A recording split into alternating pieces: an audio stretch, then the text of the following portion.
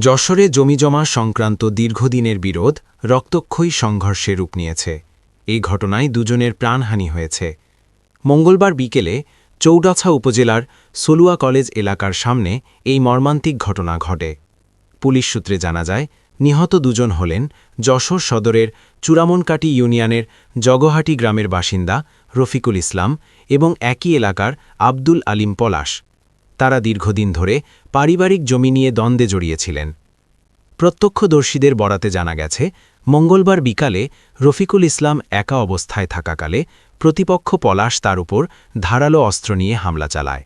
এতে রফিকুল গুরুতরভাবে আহত হন। ঘটনার পরপরই এলাকায় উত্তেজনা ছড়িয়ে পড়ে। স্থানীয় লোকজন হামলাকারী পলাশকে আটক করে মারধর করলে তিনিও মারাত্মক আহত হন।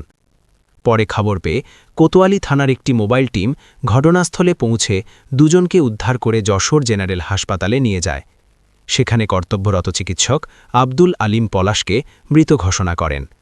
অন্যদিকে গুরুতর আহত রফিকুল ইসলামকে উন্নত চিকিৎসার জন্য ঢাকায় নেওয়ার পথে তার মৃত্যু হয় বলে পুলিশ নিশ্চিত করেছে। ঘটনার পর এলাকায় অতিরিক্ত পুলিশ মোতায়েন করা হয়েছে এবং বিষয়টি তদন্তাধীন রয়েছে।